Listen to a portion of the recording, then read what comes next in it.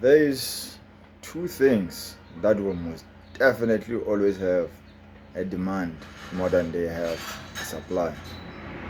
What that means is there will be more things and people needing them as opposed to them being available to be given back. And those two things, on a personal level, there will always be money and time. You will never have enough money for everything that you want to do, and you will never have enough money, enough time to do everything you want to attend to. So that means you'll always be at the crossroad almost all the time. And I'm talking about people, ordinary people. I'm not talking about people who have achieved escape velocity like the likes of Elon Musk. I don't even know if he also has enough money to do things that he wants to do, given the fact that he wants to go to Mars. But there are people who seem to have gotten escape velocity, money level. But even them, they seem to have a lot of things in their plate to do. Even their time is still split up. So that means we are always going to be in a perpetual state of inconvenience regarding your money and your time. And inconvenience, if you want to do things that are meaningful, is going to be a feature, not a bug. Because I think most people think that being in an inconvenient circumstance is sort of a mistaken circumstance, that they can wait it out and it will just pass, and then they would get to a convenient position whereby they will be able to have proper movement forward. And because of that waiting, they spend a lot of time doing nothing, spend a lot of useful time doing absolutely nothing to move themselves forward. But when you look at inconvenience as a feature, meaning you will always be in an inconvenient circumstance, no matter the time frame, no matter the amount of money you have, you'll always be in an inconvenient position where you have to have trade-offs. There will always be something that you could have rather used the money for, but you can't. You have to use it for your movement forward. There will always be something you could have used your time for, some person that you could have chilled with, some event that you could have attended to, some biological instinct that needs you to satisfy and requires your time to satisfy. There will always be something that will require that, as opposed to you investing it in your forward movement. And another thing that will almost always be a feature is if you want to, because if you're gonna spend your time and you have to ration it out on things that are already established, that you already know how to do, and there are things that you have been doing, though you will trade off one for another, it is not gonna be that massive required time. Like you can brush your teeth and still be able to attend to making food and all kinds of things like that, and still be able to go to your girlfriend and all that. Obviously, you won't be able to attend everything at all at once. But for things that you're already established,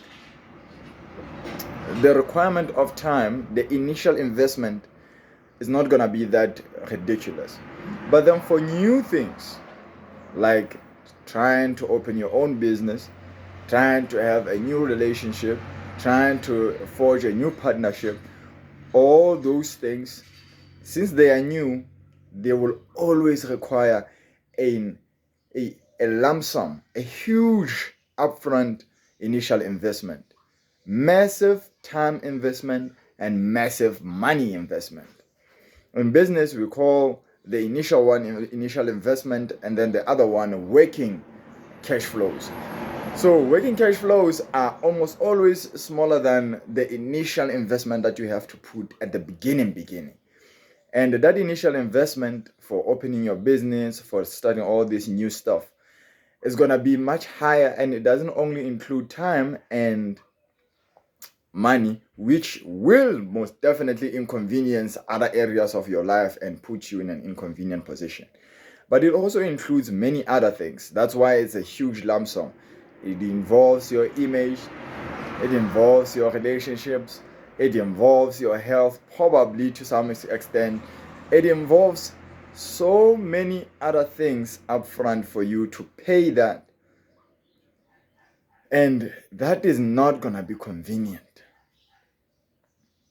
So, in order for you, first of all, on a normal day basis, inconvenience is already a feature because of the limitation of the supply you have for your time and your money and other things.